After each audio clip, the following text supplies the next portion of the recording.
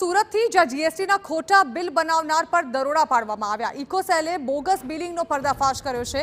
વેસુમાં accountant નિહાલ ખેમકાના flat પર આ દરોડા પાડવામાં આવ્યા। જીએસટીના ફેક બિલ બનાવવાના પુરાવા તેના રહેણાંકથી હાથ લાગ્યા છે, જેમાં ડોક્યુમેન્ટ્સમાં બોગસ બિલ સહિત વિદેશી દારૂ પણ મળી આવ્યો છે।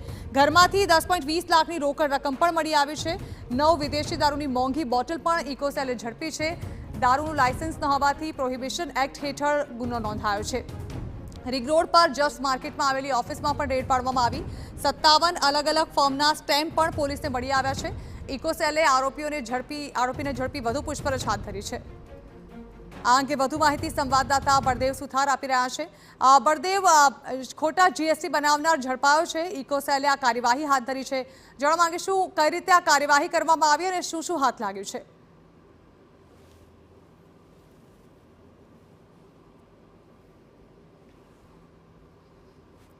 માફ કરશો, બળદેવ સાથેનો સંપર્ક કપાઈ ગયો છે, પરંતુ હાલ ઇકોસેલ દ્વારા જે કાર્યવાહી કરવામાં આવી છે તેમાં આરોપીને ઝડપી પાડવામાં આવ્યો છે અને તેની પૂછપરછ પણ હાથ ધરવામાં આવી છે। તેની પાસેથી 10 લાખ રોકડા પણ મળી આવ્યા છે। સાથે જ વિદેશી દારૂની બોટલો પણ તેના રહેણાંક વિસ્તારમાંથી, તેના રહેણાંક મકાનમાંથી જપ્ત કરવામાં આવી છે।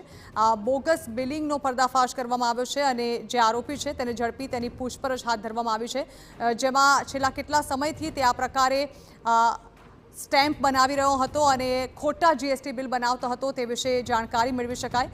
રિંગ રોડ પર જસ્ટ માર્કેટમાં આવેલી જે ઓફિસ છે આરોપીની ત્યાં પણ રેડ પાડવામાં આવી છે અને ત્યાં પણ તપાસ હાથ ધરવામાં આવી છે।